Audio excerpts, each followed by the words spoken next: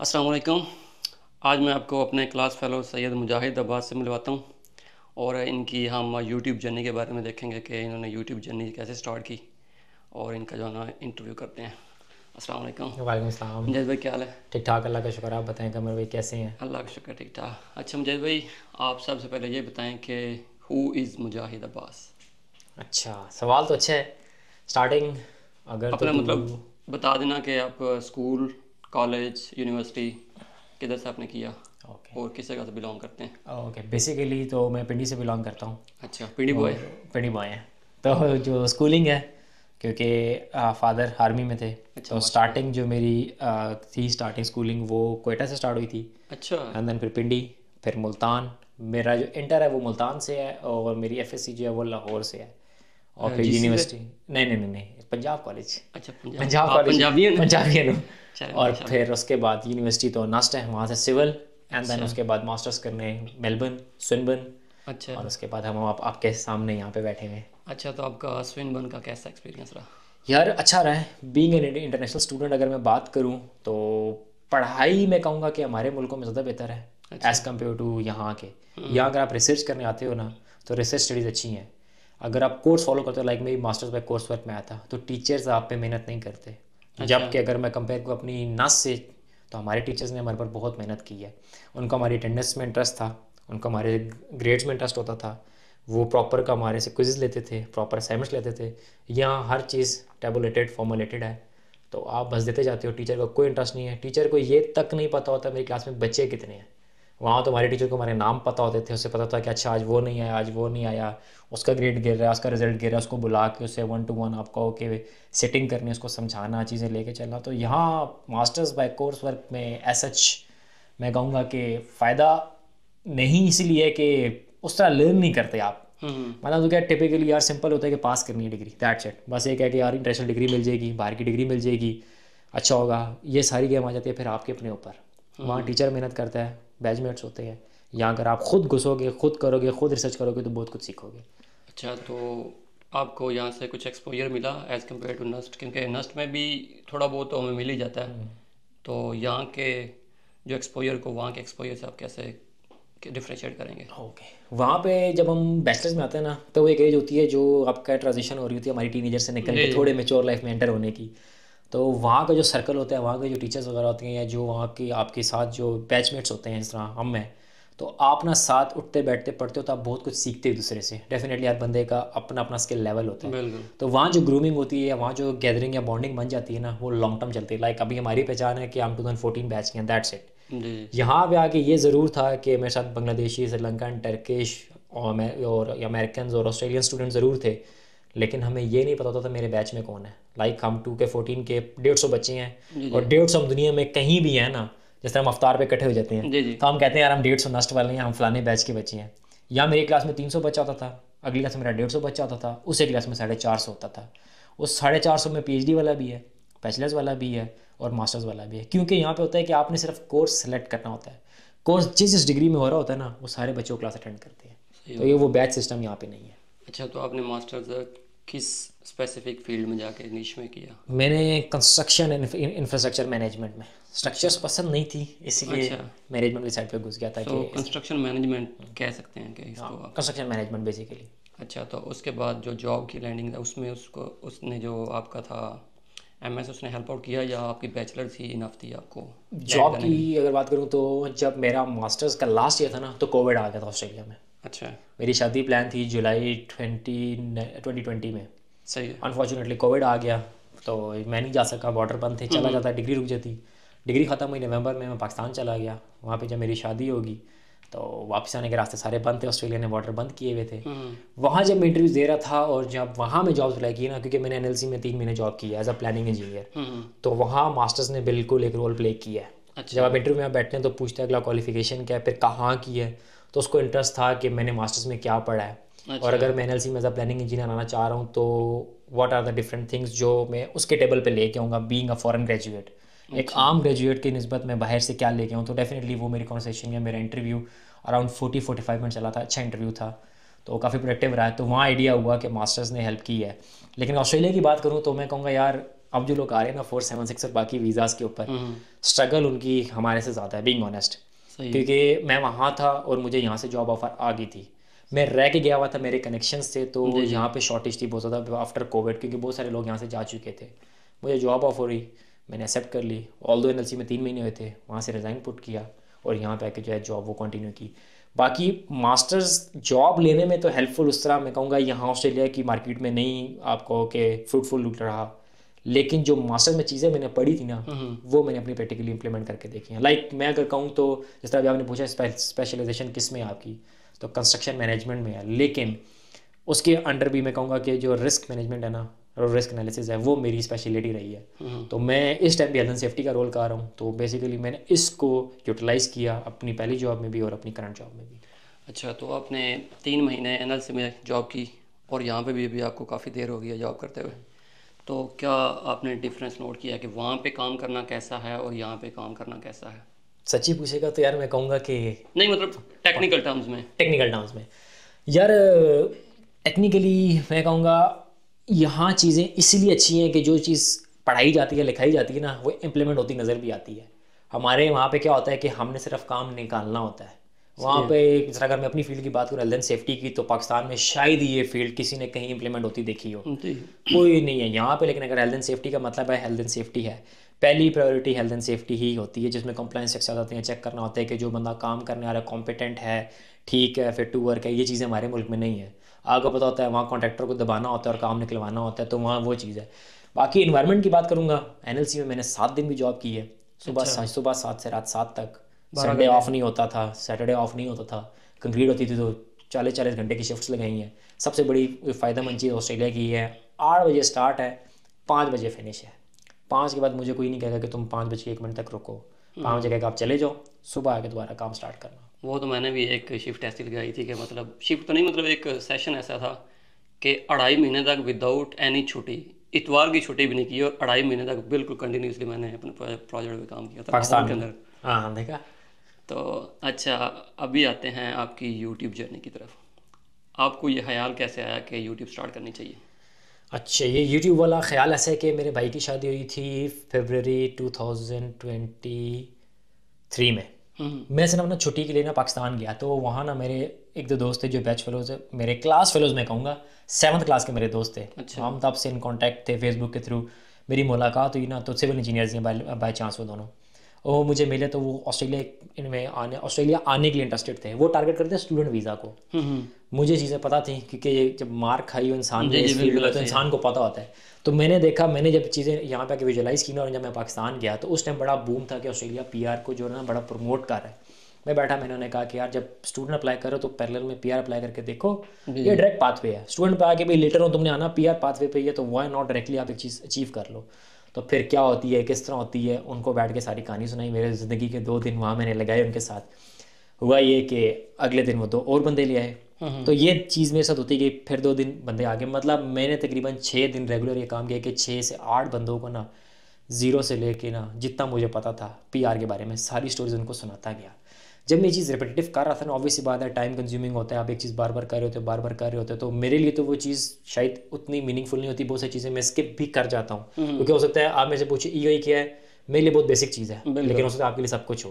तो फिर मैंने कहा यार एक चीज़ अगर इस तरह है, तो फिर मेरी बेगम कट जाता है, उसने बोला कि आप इतना टाइम इनको देते हैं, आप इतना टाइम करते हैं, तो वाई नॉट आप एक वीडियो बना लें, जो भी पूछेगा उसको भेज दें। बिल्कुल तो बेहतरीन। मैंने कहा आइडिया अच्छा है, लेकिन मैं कैमरे क्या कहते हैं बहुत शाय था, बीइंग ऑनेस्ट। मैं कैमरा बड़ा फियर था मुझे, लेकिन मैंने कोशिश की, स्टार्ट किया, बनाई वीडियो, नहीं अच्छी बनी, फिर ट्राई की, फिर बनाई, स्टार्टिंग में बनाना शुरू किया, आहिस्ता आहिस्ता आहिस्ता आहिस्ता करता गया, वीडियो बनाई। तो फिर अगला सवाल आया कि दूंगा कैसे।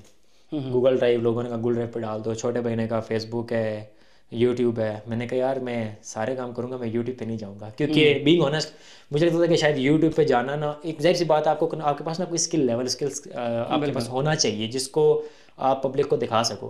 देखिए व्लॉगिंग मैं नहीं कहूँगा, मैं किसी चीज़ को बुरा नहीं कहूँगा, हर चीज़ अच्छी है, हर बंदे का स्किल होता है। मेरा अगर नहीं है व्लॉगिंग, डेफिनेटली मैं उसको ये नहीं कह सकता कि मुझे जो है वो चीज़ अच्छी नहीं लगती।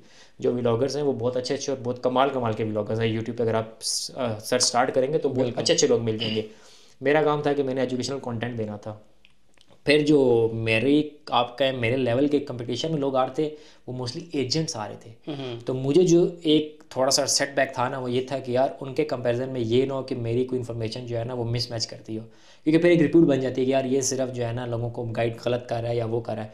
तो मेरा यही रहा है हमेशा से कि जो मुझे पता है मैं आपको बता दूंगा, जो मुझे नहीं पता मैं खुलेआम आपसे कहूँगा यार सॉरी मुझे नहीं पता, या तो मैं इस पर काम करूँगा या फिर मुझे इसका जवाब नहीं पता, मैं आपको रेफ़र कर दूंगा। मैंने बहुत सारे लोगों को एजेंट्स के पास मेलबर्न में रेफ़र किया कि आप इससे पूछ लो, इससे पूछ लो, क्योंकि वो सब्जेक्ट मैटर एक्सपर्ट है। जितना मुझे पता है मैं गाइड कर दूंगा और उसके बाद आप उनसे कर सकते हो। फिर लॉन्ग स्टोरी शॉर्ट, वीडियो मैंने डाली तो भाई ने कहा यूट्यूब पर डाल लो, यूट्यूब पर डाली, लिंक शेयर करना शुरू किए, वहाँ से स्टार्ट हुआ, होता गया। तो अच्छी बात यह है कि स्टार्ट में जो लोग साथ चलने वाले मिलते हैं ना, उनका बहुत इंपॉर्टेंट रोल रहता है। उसमें से एक आप भी हैं। जब आपने वीडियो देखी ना तो यही कहा कि काम अच्छा है, जिसको देखा उसने कहा काम अच्छा है, काम अच्छा है। तो जब एक चीज़ प्रमोट करो तो वाई नॉट इसको तुम मज़ीद फॉर्मलाइज़ करते जाओ। इस चीज़ ने मुझे मोटिवेशन दी। फिर मेरे पास जो नॉलेज था, जो डाटा था, उसको मैंने आपके यहाँ प्रायोरिटाइज़ करना शुरू किया। वीडियोज़ के मैंने टाइटल्स बनाना शुरू किए, डाटा को आपके यहाँ वीडियोज़ में कन्वर्ट करना शुरू किया, और मैंने प्रॉपर प्लेलिस्ट अपने चैनल पे बनाना शुरू कर दी, लोगों से शेयर आउट करना शुरू किया। और अच्छी बात है कि जिन दो को बताया था ना कि पीआर किस तरह लेते हैं, उन दोनों को 491 का इन्वाइट गया हुआ है, वो दोनों वीज़े का वेट कर रहे हैं। तो स्टार्ट वहाँ से हुआ था और आज हम यहाँ पहुँच चुके हैं। और अल्हम्दुलिल्लाह मैं कहूँगा इस जर्नी में बहुत सारे लोगों का बहुत सारा फ़ायदा हुआ है। बल्कि आज सुबह ही 2 बंदों का मुझे मैसेज आया हुआ था, उन्होंने कहा था कि ये जो आपकी इंजीनियर ऑस्ट्रेलिया वाली है ना वीडियो, इससे $600 $700 बचा रहे हैं लोग। तो 1.5 लाख रुपये अगर कोई बचा रहा है तो अपनी ज़ात के ऊपर लगाए। मुझे तो खुशी होगी कि मैं अपनी कौम का या अपने फेलोज़ का 1.5-2 लाख रुपये बचा रहा हूँ। माशाल्लाह। अच्छा, तो आप ये डाटा जो है, जो इन्फॉर्मेशन आप देते हैं, वो आप कैसे इकट्ठी करते हैं? उसके पीछे क्या मतलब किस तरह कौन सा प्रोसेस आप फॉलो करते हैं कि वो इन्फॉर्मेशन आपके पास एक कंसाइल फॉर्म में आए थे? क्योंकि इनकी वेबसाइट तो है simple foreign affairs, home affairs की, बिल्कुल वहाँ पे इन्फॉर्मेशन तो सारी पड़ी हुई है, लेकिन उसको निकालना उसमें से इतना आसान काम नहीं है, क्योंकि हर कोई अगर कर सकता, बिल्कुल ऐसे तो वो आप कैसे करते हैं उसको? सबसे पहले तो यार जो चीज़ें बेसिक्स है ना, लाइक पीआर का जो प्रोसेस है, पाथवे है, किस तरह पॉइंट्स गैदर करने हैं, ये बेसिक चीज़ें जो सब मेरा ख्याल है अगर पढ़ लेंगे तो समझ जाएंगे। लेकिन ऑब्वियसली बात है कुछ लोग जो है वो कॉम्प्रेंड डिफरेंट कर जाते हैं, जी जी। तो वो चीज़ें करना थोड़ा आसान होता है। लेकिन जिस तरह भी आपने सवाल किया कि वेबसाइट के ऊपर अपडेट तो आ गई है, जैसे रिसेंटली भी पॉइंट सिस्टम जी की जी। आई हुई है, तो उसको किस तरह विजुलाइज करना है। जब भी कोई चीज़ अपडेट आती है ना, तो हैट्स ऑफ टू पाकिस्तानी कौम, बीइंग ऑनेस्ट। डिपार्टमेंट रिलीज़ बाद में करता होगा तो शायद इनको पहले पता लग जाता होगा। तो मुझे, मैं कहूँगा 70% अप टू डेट रखने में ना इस कौम का हाथ है। ये मुझे बताते हैं कि डिपार्टमेंट ने ये डाटा रिलीज़ किया है, तो ये चीज़ बता दो। क्योंकि डिपार्टमेंट की अगर मैं अपनी भी बात करूँ ना, होम ऑफिस की अपनी है वेबसाइट, फिर उनकी जो आपका न्यूज़ एंड अपडेट्स का चैनल है वो डिफरेंट है, फिर 2-3 न्यूज़ चैनल्स हैं जो इमिग्रेशन को टारगेट करते हैं, फिर जो इनकी मिनिस्टर है ना उसकी अपनी वेबसाइट है। तो ये हर चीज़ का पेपर रिलीज़ करते हैं, उसके ऊपर सबमिशंस लेते हैं, फिर उसको फॉर्मुलेट करते हैं and then final data release करते हैं। तो जब भी जब फॉर एग्जांपल भी लोगों ने कहा कि पॉइंट टेबल के ऊपर आप कोई इन्फॉर्मेशन देते हैं क्योंकि डाटा रिलीज़ हो चुका है, तो मेरे लिए बड़ा आसान है, मैं जाके पढ़ूँ और लोगों को बता दूँ कि भाई ये बात हुई है, दैट चैट। लेकिन उसके बैकग्राउंड स्टडी करना, मिनिस्टर की स्पीच सुनना, वो कहना क्या चाहती है, उस पेपर का पर्पज़ क्या है, उसने पेपर निकाला क्यों है। अच्छा, अगर वो रिफॉर्म लाना चाह रहे हैं पॉइंट सिस्टम में, तो वो रिफॉर्म लाना क्यों चाह रहे हैं। वो आप वही कहें कि वो 5 वाइज को अगर मैं टारगेट कर दूँगा ना कि क्यों करना चाहते हैं, क्यों किया, किस लिए किया, क्या पर्पज़ है, क्या लॉन्ग टर्म बेनिफिट्स हैं, तो इस तरह का एनालिसिस करता हूँ। यहाँ पे फिर मेरी फील्ड आ जाती है। ये रिस्क एनालिसिस ऐसा सॉर्ट है कि अगर एक चीज़ कर रहे हैं तो वाई, उन वाइज के आंसर ढूंढता हूँ, देखता हूँ, करता हूँ, फिर अपने डाटा को काउंटर वेरीफाई करता हूँ कि जो उन्होंने बातें की हैं क्या उससे मैच भी कर रही हैं। ये ना हो कि मैं आपको बता कुछ रहा हूँ और वहाँ पे हो कुछ रहा हूँ। तो उसके बाद फॉर्मलाइज़ करके फिर वीडियो की शेप में जाके फिर लोगों के साथ शेयर आउट कर देता हूँ। और स्टिल मैं उसके बाद भी लोगों को कहता हूँ कि मेरी अपनी रिसर्च है, ये डाटा सोर्स है, डिपार्टमेंट की ये लेटेस्ट अपडेट्स है, हो सकता है डिपार्टमेंट सुबह इसको चेंज कर दे, क्योंकि जो ऑस्ट्रेलिया का इमिग्रेशन सिस्टम है ना, वो हर 2 महीने बाद अपना सिस्टम चेंज कर देता है। क्योंकि उन्होंने लिखा होता है कि हम विदाउट अपडेट किए कुछ भी कर सकते हैं, ये हमारी अथॉरिटी के अंदर है कि हम उसको चेंज करें या ना करें। अच्छा, तो जो आपने जिक्र किया कि जो 70% इन्फॉर्मेशन आपको पाकिस्तानी कम्युनिटी से मिल जाती है, तो वो कौन सी कम्युनिटी है, मतलब अगर वो बच्चे उसको फॉलो करना चाहें तो वो कैसे फॉलो कर सकते हैं? अच्छा, इसके लिए ना मेरे व्हाट्सएप के 2 ग्रुप हैं, एक फुल हो चुका है इसलिए मैंने दूसरा बनाया। मेरा अपना नंबर है, लोगों ने मुझे मशवरा दिया था कि अपना नंबर ना दो, लेकिन बीइंग ऑनेस्ट सारा काम करने का पर्पज़ ये था कि मैं जितने अपने फेलोज़ को खींच सकता हूँ अपने मुल्क से, जो स्किल्ड है, क्वालिफाइड है, लेकिन डेफिनेटली अनफॉर्चुनेटली जो रिसोर्सेज है हमारे मुल्क में उस वजह से वो ग्रूम नहीं कर पा रहे या अपने आप को एक्सेल नहीं कर पा रहे, तो उनको उठा लूँ, उनको यहाँ की कम्युनिटी में ला के ना इस्टेब्लिश करवा लूँ, डेवलप करवा लूँ। तो उसमें तकरीबन 1500 के करीब लोग हैं।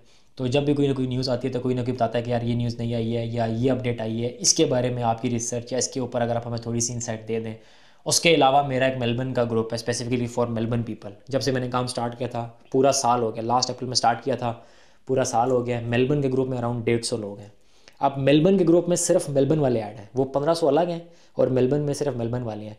ये ग्रुप बनाने का पर्पज़ ये था कि जिस तरह आपको पता है ऑस्ट्रेलिया आते हो तो यहाँ कोई हाथ पकड़ने वाला नहीं है, नहीं पता कहाँ जाना है, क्या खाना है, कहाँ सोना है। जी जी। तो उस कम्युनिटी का फ़ायदा ये हुआ कि कुछ लोगों के पास हमेशा कुछ ना कुछ जगह अवेलेबल होती है। कोई नहीं आ रहा तो उसको अकोमोडेशन मिल जाती है, किसी को कुछ नहीं मिलता तो एटलीस्ट 1-2 दिन के लिए कोई ना कोई उसको अपने साथ रख लेता है। उसको चलना सिखाने का मतलब ये है कि किस तरह लाइसेंस बनवाने हैं, क्या रूल्स हैं, क्या रेगुलेशंस हैं, किस तरह अपने स्टार्टिंग के स्टेप्स है ABNTF अप्लाई करना।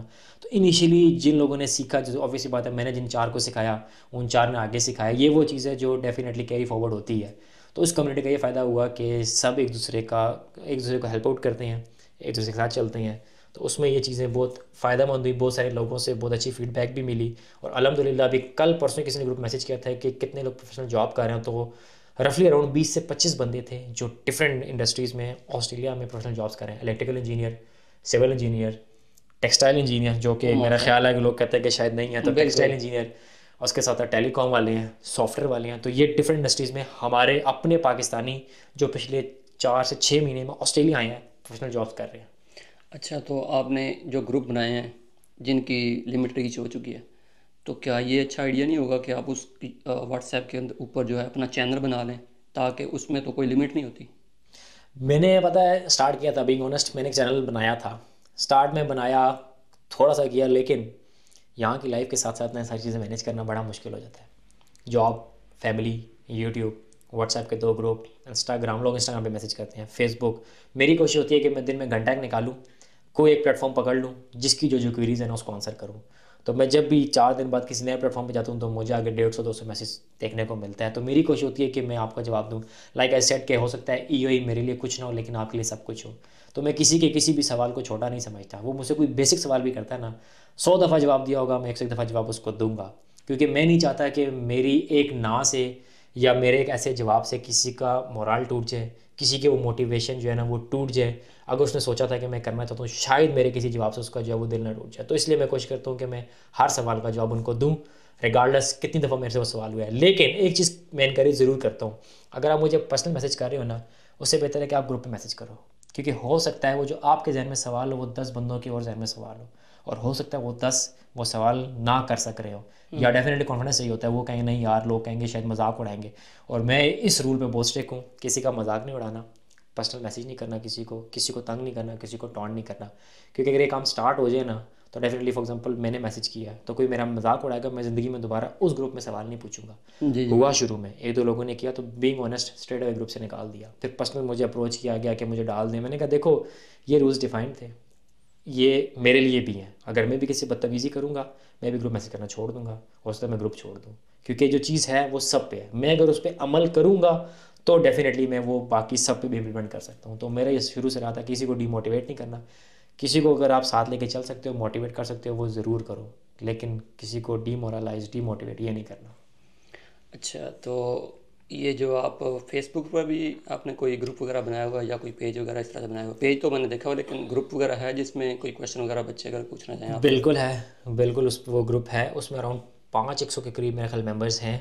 आप वो उसमें भी एक्टिवली पार्टिसिपेट करते हैं? हाँ, कोशिश करता हूँ कि मैं एक्टिवली पार्टिसिपेट करूँ। ज़्यादातर यही होता है कि जो सवाल है वो मोस्टली लोग ये होता है कि व्हाट्सएप के ग्रुप में कर लेते हैं, इंस्टाग्राम वगैरह पे कर लेते हैं। वहाँ ऑब्वियस ही बात है कि लोग करते हैं लेकिन उतना फ्रीक्वेंट नहीं करते, क्योंकि शायद ऑडियंस कम है, 5-5.5 is not a big number.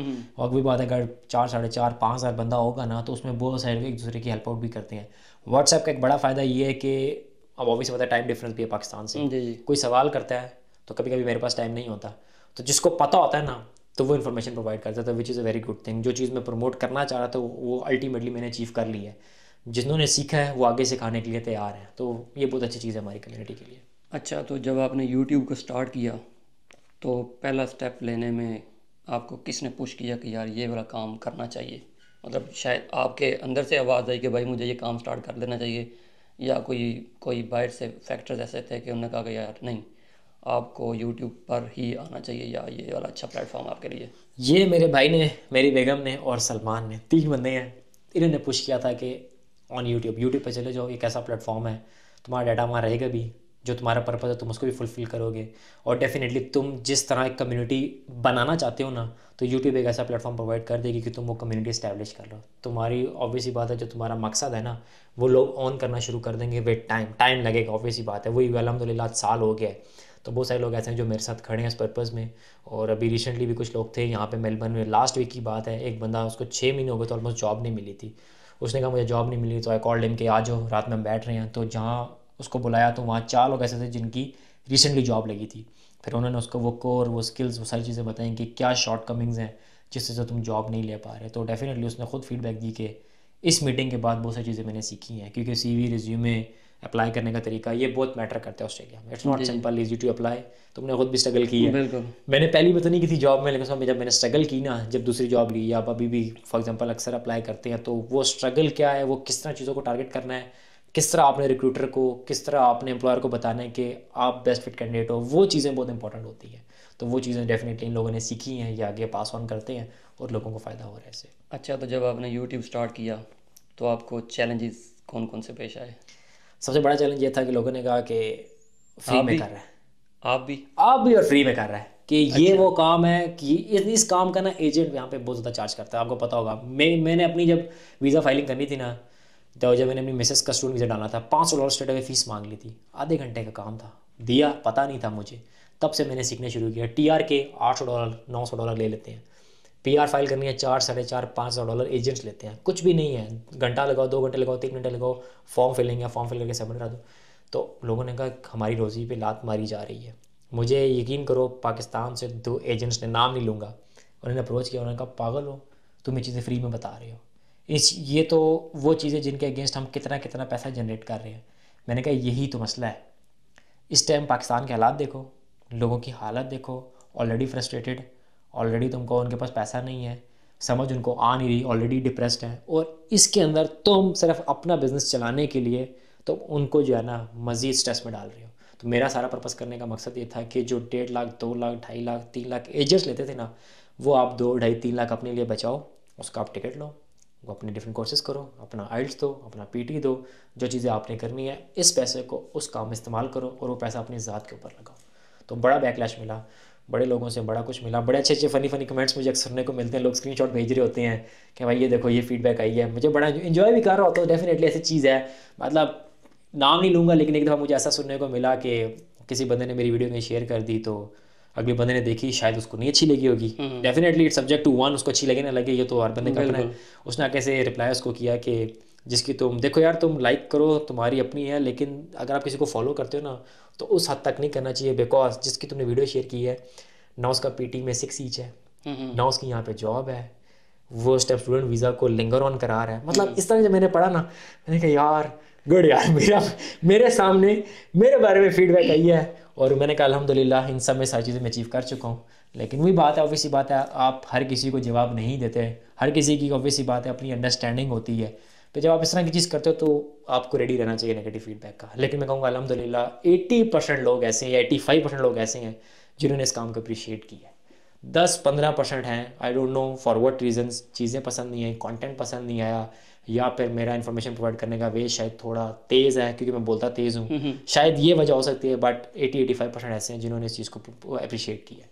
अच्छा, तो अब यूट्यूब के मिशन को आप आगे किस जगह पे देख रहे हैं? मतलब आगे आपका क्या मिशन है कि यूट्यूब के चैनल को मैंने आपको कैसे आगे लेके जाना है?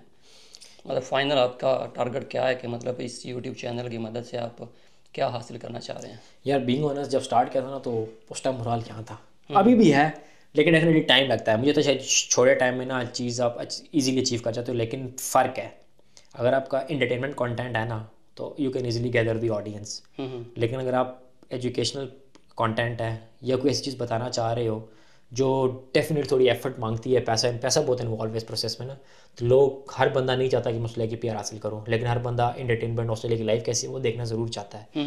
तो मेरा था कि यार अगर ऑडियंस मिल जाती है ना तो समहाउ मैं उस लेवल में पहुंच जाऊं कि मेरी एक रिकग्निशन हो यहाँ पे, मैं लोगों से बात कर सकूं। जिस तरह अभी हमारे 4 सेंस पे लोग आए ना, फॉर एग्जांपल 150 बंदा मेलबर्न आया जिसको मैं जानता हूँ, उसमें से अगर 20 जॉब कर रहे हैं तो वाई नॉट 130 में से हो सकता है 100 बंदा और जॉब कर रहा हो, 30 बंदा स्ट्रगल कर रहा है इस टाइम।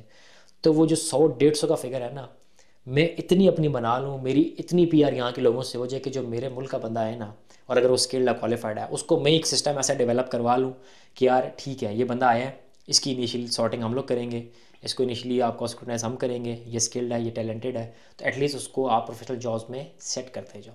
तो अगर मैं ये कर दूँ कि वहाँ से आने वालों को यहाँ जॉब्स में फिक्स करवा सकूँ, एडजस्ट करवा सकूँ, तो मैं कहूँगा ये बहुत बड़ा स्टेप है।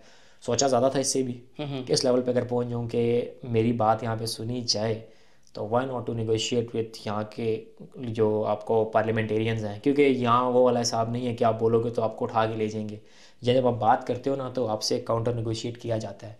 तो अगर उस लेवल पे मेरे साथ सपोर्ट होती होगी, जब इंशाल्लाह टाइम लगेगा लेकिन एक दिन आएगा जब सपोर्ट होगी कि मैं वो बात कर सकूँ, तो ये ज़रूर मकसद है जो टेक्निकली हमारी गवर्नमेंट को करना चाहिए।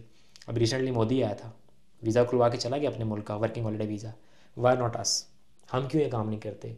तो अगर गवर्नमेंट हमारा ये काम नहीं करे तो इट्स यू और मी, या तुम्हें स्टेप लेना है या मुझे स्टेप लेना है।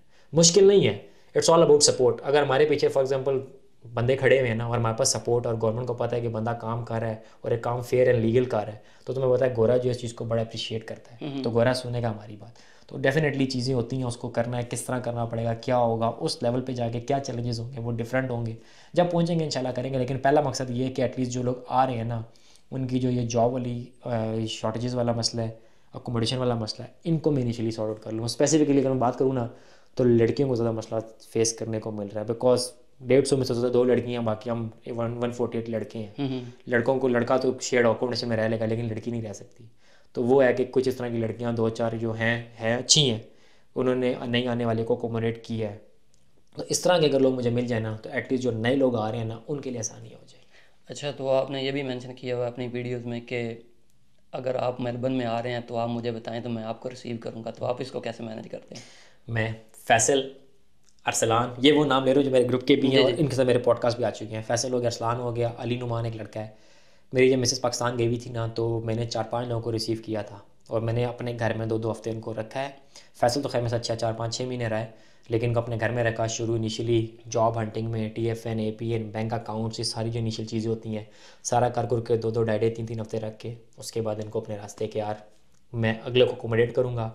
अब आपको काफ़ी कुछ पता लग गया है, तो इनिशियली अगर आपको 2-2.5-3 हफ्ते यहाँ पे कोई साथ रह के चलना सिखा देगा ना, तो आपने खुद ये चीज़ फील की होगी कि 2-2.5 हफ्ते बाद यू आर कंफर्टेबल इनफ कि आप सारे काम खुद कर सकते हो। तो ये काम मैंने किया। इवन मैं भी कहता हूँ, अभी रिसेंटली हुआ था, एक बंदा वहाँ से पैसे दे के आ गया था, जिसको उसने पैसे दिए थे ना, यहाँ उतर के उसने नंबर बंद कर लिया था। तो एयरपोर्ट बैठा तो उसने मैसेज किया ग्रुप में ही, अब बिफोर के मैं मैसेज करता है कि लोकेशन सेंड करो, तो मेरे से पहले आतिफ ने उसको लोकेशन मैसेज किया हुआ था कि मुझे लोकेशन सेंड करो। तो with in a span of like 10 minutes हम 3 के 4 लोग तैयार थे उसको एयरपोर्ट से पिक करके अपने घर लाने के लिए। हम उसकी इनिशियली अकोमोडेशन सॉर्ट कर रहे थे, लेकिन उसका कोई दोस्त निकला या उसकी कहीं सॉर्टिंग हो गई थी, तो उसने बोला कि थैंक यू ऑल, मेरी इनिशियली अरेंजमेंट हो चुका है, तो वहाँ चला गया। हमें ये होता है कि अगर एकदम कॉल आ जाए ना कि यार अकोमोडेशन का मसला है, किसी का मसला है, तो we are ready for it, हम उनको अकोमोडेट करवा लेते हैं। क्योंकि जिनके घरों में जगह होती है, लड़के आपको पता जी है जी। 4 रह रहे तो 5वां भी 1-2-3-4 दिन रह लेगा तो मसला नहीं होगा। तो इसके लिए हम ऑलवेज़ ओपन। कोई मेलबर्न आ रहा है, किस तरह का मसला है, वो फील फ्री टू मैसेज में, या फिर जिन लोग जो मेरी कम्युनिटी में लोग हैं, क्योंकि काफ़ी लोग जानते हैं फैसल को, जिस तरह आतिफ को, अरसलान को काफ़ी लोग जान गए आफ्टर पॉडकास्ट, आफ्टर सारा मैसेज कर दें उनको, तो वो भी बड़े अच्छे लड़के हैं, वो भी स्ट्रेट अवे आपको अकोमोडेट करेंगे। अच्छा, तो जैसे आपने जिक्र किया कि आप 2-3 हफ्ते तक लड़कों को अकोमोडेट करने की कोशिश करते हैं, तो आप उनसे कुछ एक्सपेक्ट करते हैं रिटर्न में नहीं किसी भी तरह की? मतलब नहीं, मैं पैसों के मामले में नहीं, नहीं नहीं नहीं, ओवरऑल किसी कनेक्शन के बारे में, या कोई मतलब किसी भी तरह की कोई हेल्प वगैरह अगर फ्यूचर में चाहिए हो, तो आप उनसे कुछ एक्सपेक्ट करते हैं कि वो आपको करें, या बिल्कुल आप बेलौस कर दें कि भाई? बीइंग ऑनेस्ट, सच खुल के बताऊंगा, कभी भी ये सोच के नहीं किया कि मुझे शायद इससे कोई फ़ायदा हो या मैं इससे कुछ रिटर्न लूँ। हाँ, एक एक मोटिव पीछे ज़रूर था कि इसका अगर मैं नेकी करूँगा ना, तो वो जो ऊपर बैठा है ना, वो देखेगा और वो मुझे कंपनसेट करेगा। मैंने जितना काम किया ना, ये बिलीव मी, ये मैंने सिर्फ अल्लाह के लिए किया है माशाल्लाह। कि मैं अपने लोगों का भला करूं, क्योंकि मैंने अपने लोगों की कंडीशन देखी। जब मैं पाकिस्तान से आया हूं ना, मैं खुद फ्रस्ट्रेट था, इसलिए मैं भाग के आया। फिर मेरे बाद तो हालात और बुरे हो गए, तो मैंने देखा लोगों के ऊपर क्या गुजर रही है। फिर भाई की शादी में जब गया स्पेशली, तब मैंने हालात देखे, तो मैंने कहा यार इनको निकालना है जितनों को मैं निकाल सकता हूँ। तो वो सारा काम किया, मकसद सिर्फ एक था, इनका भला हो जाए। अगर एक यहाँ पे आके सेट होता है ना, पीछे अपना ख़ानदान संवार देगा। और मुझे नहीं पता कि किसकी दुआ मुझे लग जाए। मैं कहता हूँ कि मेरी जो जॉब स्विचिंग हुई है ना, और जो चीज़ें मैंने with in span of 1 year achieve किया, अगर मैं अपने आप को 1 साल रिवाइंड करूँ, तो जो जो चीज़ें मैंने अचीव की है ना, ये किसी एक बंदे का काम नहीं है, ये मुझे किसी ना किसी की दुआ लगी है। और जब मुझे मैसेज आते हैं ना, अभी इस तरह आपको मैसेज की बात कर रहा था, उस दिन एक लड़की थी, मुझे नहीं पता, इंस्टाग्राम पे वो मैसेज कर रही है, किसी और नाम से उसका अकाउंट था, बात होती रही, शी इज़ इन यूके, करता रहा, मैं गाइड करता रहा, यूएई कैसे होती है, आरओई कैसे होती है, मैंने सबमिट करा दिया, इतने पॉइंट्स हैं, ये होता है वो होता है, करते करते करते सारी बात उसको बता दी। जब सब ख़त्म हो गया तो बाद में उसको मुझे मैसेज आया कि मेरी अम्मी जान नमाज़ पे बैठी हैं, आपको बहुत ज़्यादा दुआएं दे रही हैं। तो यकीन करो यार, मैंने जो वो मैसेज सुना पर देखा ना, उसका पढ़ा, तो मेरा दिन पूरा हो गया था। मैंने कहा यार बस ये चीज़ है ना कि मैं नहीं जानता वो लड़की कौन है, उसकी अम्मी नहीं जानती लड़का कौन है, मुझे नहीं पता उसकी अम्मी कौन है, कहाँ से है, लेकिन उसकी अम्मी नमाज़ पढ़कर मुझे दुआ दे रही है ना, तो वो जो ऊपर बैठा है ना, वो मेरा साथ पूरा करेगा। बहुत दफ़ा ऐसे हुए, बहुत सारे लोगों ने इस तरह किया कि मेरी अम्मी आपको दुआएं देती हैं। अभी रिसेंटली एक लड़का यहाँ पे आया हुआ मेलबर्न में, उसकी अम्मी ने मुझे मैसेज किया, मैं कहा आंटी जितना मेरे से हो सके इंशाल्लाह आई डू दैट। तो उनके बेटे का नंबर लिया, मैंने कॉन्टैक्ट किया है कि अगर कोई मसला मसाइल हो तो मुझे बताओ, ये हमारी कम्युनिटी है, फील फ्री, हम अक्सर वीकेंड्स पे इकट्ठे होते हैं, तो आ जाओ, मिल बैठो। अच्छा, तो यहाँ पे जो पहले से सेटल्ड लोग हैं आपकी, उनके साथ पीआर वगैरह है, उनके साथ कम्युनिटी के मतलब आप एंगेज वगैरह करते हैं उनको किसी भी लेवल पे? जो मेरे से पहले आए हैं जी। या मेरे से पहले जो मेरे दोस्त यार थे ना, उसमें से 2 3 4 ही ऐसे हैं जो पीआर और सिटीजन हैं इस टाइम। मतलब मेरा अपना सर्कल इतना बड़ा नहीं था, मेरा सर्कल अब जाके बड़ा होना शुरू हुआ है, ये मैंने जब चीज़ का सारा काम स्टार्ट किया। लेकिन वो जो 2 3 4 लोग हैं ना, बड़े हेल्पफुल हैं वो वाकई। अगर मैं कहता हूँ ना कि यार एक नया लड़का है, इसको जॉब की ज़रूरत है, तो वो अपने सर्कल में ज़रूर उसके बारे में बात करते हैं, और 2 3 लोगों को उन्होंने एडजस्ट करवाया है। तो जो 2 3 4 लोग हैं ना जानने वाले, वो काफ़ी हेल्पफुल हैं। अच्छा, तो अगर आपसे कोई कांटेक्ट करना चाहता है तो वो कैसे कर सकता है और किन किन प्लेटफॉर्म्स पे कांटेक्ट कर सकता है? मैंने तो सबको यही बोला हुआ है कि इंस्टाग्राम पे मुझे मैसेज कर दो, क्योंकि अगर मैं मोस्ट फ्रिक्वेंटली व्हाट्सएप के बाद कुछ देखता हूँ ना, तो मैं इंस्टाग्राम, मैं नंबर भी दे दूँ, नंबर ऑलरेडी पब्लिक हो चुका जी है जी। मेरा। लेकिन एक मसला ज़रूर होता है, अब मेरा फ़ोन ना साइलेंट है, ना वाइब्रेशन है जी जी। और ना ही इसका साउंड है, क्योंकि बच्चा सोया होता है छोटा, तो कभी भी अगर मोबाइल बजेगा, क्योंकि इवन कल रात मुझे मेरा ख्याल है 37 मैसेजेस रात 12 से सुबह 5 के बीच में हैं। तो अच्छा। सोचो अगर वो बज गए जी तो जी। मेरी नींद भी नहीं होगी, छोटे की नींद भी नहीं होगी। तो ये होता है कि लोग डेफिनेटली ऑब्वियसली होता है, बहुत सारे लोग ख्याल करते हैं टाइम का, लेकिन बहुत सारे लोग नहीं ध्यान रहता, आप मैसेज करते हैं, कॉल कर देते हैं। तो नंबर इसलिए मैं पब्लिकली नहीं देता, और ऑल दो हो चुका है कि यार फिर हर बंदा ही कॉल करेगा। तो ये होता है कि Instagram is the best way, आप अप्रोच करो, फिर मैं केस टू केस देख के, जो अगर वहाँ कोई कहता है कि मैं मेलबर्न आ रहा हूँ, तो मैं खुद ग्रुप का लिंक शेयर करता हूँ, अपना नंबर देता हूँ कि मेरा नंबर है, ये ग्रुप है, इसको ज्वाइन कर लो, कोई मसला मसाइल हो स्ट्रेट अवे कॉन्टैक्ट करो। अच्छा, चलें, सही है। मैं इसको आपके इंस्टाग्राम को वीडियो के ऊपर भी चला दूंगा और इसकी जो है डिस्क्रिप्शन में भी दे दूंगा। बिल्कुल।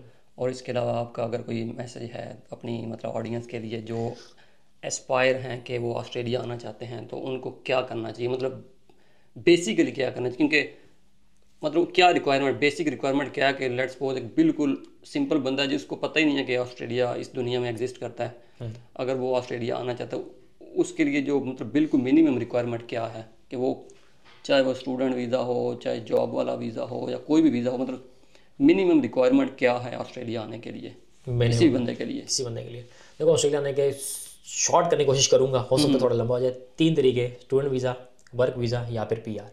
पीआर इज़ लाइक आपको क्वालिफिकेशन डिग्री सब कुछ चाहिए होता है, जी जी। स्किल्ड बंदा चाहिए इनको, क्योंकि सख्ती कर दी है। उसके अलावा वर्क वीज़ा बहुत मुश्किल है, जी। यहाँ वाला एम्प्लॉयर कभी भी आपको पाकिस्तान, इंडिया, नेपाल कहीं से स्पॉन्सर नहीं करेगा। थर्ड, स्टूडेंट वीज़ा, मिनिमम आपने एफएससी की हो, 12th अगर आपकी ग्रेजुएशन है ना, उसके बाद आपने आइल्स देना है। अगर आप वो 2 चीज़ें कर लेते हैं ना, उसके बाद आपने यहाँ पे डिफरेंट यूनिवर्सिटीज़ में अप्लाई करना है। जो चीज़ एक हर्डल है वो डेफिनेटली बैंक स्टेटमेंट है। आजकल मिलियन आपका है, तकरीबन करोड़ के करीब की स्टेटमेंट इस टाइम जो एजेंट्स कहते हैं होनी चाहिए। ऑल्दो लगता आपका 35 40 लाख ही है, पाकिस्तानी रुपीज़ की बात कर रहा हूँ, जी जी। लेकिन करोड़ की स्टेटमेंट इसलिए चाहिए, डिपार्टमेंट ने देखना चाहता है क्या ये बंदा पूरी डिग्री अफोर्ड कर सकता है या नहीं कर सकता। तो ये बेसिक रिक्वायरमेंट है। आपने एफएससी ए लेवल किया हो, minimum 12 years of education complete है, आइल्स दिया हो, तो आप स्टेट ऑफ ऑस्ट्रेलिया अप्लाई कर सकते हैं। बैंक स्टेटमेंट की रिक्वायरमेंट मैंने बता दिया। उसके अलावा आइल्स में ये मिनिमम 6 आपको चाहिए होता है। और जो चीज़ है, जो एस्पायर हैं या जो आना चाहती हैं या जो आ चुके हैं और यहाँ आगे रहना चाहते हैं, डिसहार्ट नहीं होना। जो चीज़ मैंने सीखी थी, डिसहार्ट नहीं होना। ऑस्ट्रेलिया 1 मिनट में यहाँ ले जाता है, 1 मिनट में यहाँ गिराता है। देता पीआर है, लेकिन बहुत दफ़ा सांस रोकेगा आपका, बहुत दफ़ा आपको अपने मुल्क में वापस भेजेगा। और ये सब के साथ होता है। जिन्होंने मेरे से पहले ली है, जो मेरे साथ थे, सब बताते हैं कि ऑस्ट्रेलिया बहुत दफ़ा आपको अपने मुल्क वापस भेजता है। इनकी पॉलिसीज़ बहुत आपको फ्रीक्वेंटली या अब्रप्टली चेंज होती हैं। 476 एकदम खुला, सबको बुला लिया, एकदम बंद हो गया, ख़त्म कर दी होप। पीआर पिछले साल बहुत ज़्यादा दे दी, इस साल 10 12 15 हज़ार बुला के चुप करके बैठ गए। तो ये ऐसा नहीं रहेगा, ये चेंज होगा। मैं लोग कहता हूँ अच्छा सोचो, अच्छा करो, होगा। मैं भी जब 2018 में आया था ना, 18 दिसंबर में मैं उतरा था, पहले दिन मैं 14 लोगों से मिला था, मुझे याद है आज भी। 15 से मिला था, उसमें से 14 इसलिए याद है, 14 ने मुझे कहा था मास्टर्स करोगे, घर वालों का पैसा ज़ाया करोगे, रीजनल चले जाओ, PR ले लेना, पैसा कमाओ, 5 साल निकल जाओ। मकसद नहीं था, मकसद था पढ़ाई करनी है, आपने आपको प्रोफेशनली ग्रूम करना है। अब हर बंदा अगर पाकिस्तान से आके ये काम करेगा तो हमारी एक रिप्यूट बन जाएगी कि पैसा जो है बनाने आते हैं वहाँ जी से जी। चले जाते हैं, जबकि हम बहुत क्वालिफाइड, बहुत स्किल्ड हैं। बीइंग ऑनेस्ट, में अगर अपनी कौम को गोरे से कंपेयर करूँ तो हम बहुत स्किल्ड हैं, बहुत क्वालिफाइड है। जिस लेवल का प्रेशर, जिस लेवल की मेहनत हम करते हैं ना, ये कर ही नहीं सकते। बिलीव ये आपने भी जी इंडस्ट्री में जी। जाके देखा होगा, इनका वो टेम्परामेंट ही नहीं है वो प्रेशर हम्म। लेने का। हम बहुत स्किल्ड, बहुत क्वालिफाइड, बहुत अच्छे प्रॉब्लम सॉल्वर्स हैं हम लोग। तो मेरा था कि इन लोगों को उठाया जाए, इन लोगों को किया जाए। तो यही है, अभी भी बहुत सारे लोग डिसहार्ट है, डिसअपॉइंट है कि शायद फोर्स सर्विसेज बंद हो गए तो कोई और होप नहीं है, रास्ता खुलेगा। ऊपर जो ज़ात बैठी है ना, वो रास्ता खोलती है। उस पर अगर यकीन है, नीयत साफ है, चलते जाओ, सारे रास्ते खुल जाएंगे। अच्छा, तो मैं अगर ऑडियंस को ये बताऊं कि अगर आपने ऑस्ट्रेलिया आना है तो आपको फॉलो करें, तो क्या इनके उनके लिए ये सही होगा कि मतलब वो किसी ना किसी जगह पे पहुंच जाएंगे ऑस्ट्रेलिया में? पहुंच जाएंगे। अब मेरे चैनल के ऊपर भी ना 3-4 किस्म की प्लेलिस्ट हैं। हम्म। अब अगर कोई स्टूडेंट आ रहा है, अगर वो PR देखेगा तो दैट माइट बी कन्फ्यूजिंग। तो मेरा यही है कि अगर स्टूडेंट है तो स्टूडेंट वाली प्लेलिस्ट देखे, उसमें सारी इन्फॉर्मेशन स्टूडेंट की मिलेगी। कॉमन सवाल है, फीस निकलती है, कितने वर्किंग आवर्स हैं, कितने पैसे बना लूँगा, क्या खर्चे होते हैं, वो सारी बातें उसमें की में ऑलरेडी। कौन सी यूनिवर्सिटी लेनी चाहिए, नहीं लेनी चाहिए। PR की बात है, starting from the scratch, zero, आपको पता ही नहीं है PR क्या होती है, वहाँ से लेके पूरा प्रोसेस डिफाइन किया हुआ है, वो PR वाली प्लेलिस्ट देखे। वर्क वीज़ा 476 था, अभी कैप हुआ है, बंद होता नहीं होता, ये 1 जुलाई को पता चलेगा। तो उसके बारे में सारी इन्फॉर्मेशन वहाँ ऑलरेडी आपको के चैनल के ऊपर है। इसके साथ साथ जो स्पॉन्सरशिप्स होती हैं एम्प्लॉयर की, वो ये उन सारे लोगों के लिए जो ऑस्ट्रेलिया आ चुके हैं, जो जॉब्स में जा चुके हैं, वो अपने एम्प्लॉयर से स्पॉन्सरशिप ले सकते हैं। क्या तरीके है, किस तरह होती है, वो सारी इन्फॉर्मेशन भी वहाँ है। तो somehow you are right कि आ जाएँ, अप्रोच कर लें, देखें वीडियोस। कोई सवाल नहीं क्लियर होता पूछें, more than happy to assist, कि आपको बताऊंगा इंशाल्लाह कि जिस तरह आप उसको एड्रेस कर सकते हैं। अच्छा। अच्छा जी, अगर आप ऑस्ट्रेलिया आना चाहते हैं और वाकई ही में आना चाहते हैं तो मैं आपको रिकमेंड करूंगा कि ये सैयद मुजाहिद अब्बास को आप फॉलो करें। यूट्यूब पर इनका चैनल है, इंस्टाग्राम का लिंक वगैरह भी आपको दे दूंगा, फेसबुक का लिंक भी दे दूंगा, लिंक्डइन का भी कोशिश करूंगा कि आपको डिस्क्रिप्शन में मिल जाए। तो आप इनको फॉलो करें। कोई भी आपका क्वेश्चन हो ऑस्ट्रेलिया आने से रिलेटेड या ऑस्ट्रेलिया के अंदर क्या मसाइल आपको पेश आ सकते हैं, तो आप इनको रीच आउट करें। तो इंशाल्लाह ये आपको हेल्प आउट करेंगे उन मसाइल से जो है निकलने के लिए। और अगर आपका कोई भी क्वेश्चन हो तो आप वैसे भी कमेंट सेक्शन में कर सकते हैं, या आप डायरेक्टली इनको रीच कर सकते हैं, तो ये आपको जो है ना ज़रूर उसके बारे में गाइड करेंगे। तो ये पॉडकास्ट देखने के लिए बहुत शुक्रिया। इंशाल्लाह आपसे नेक्स्ट मुलाकात होगी। Thank you so much.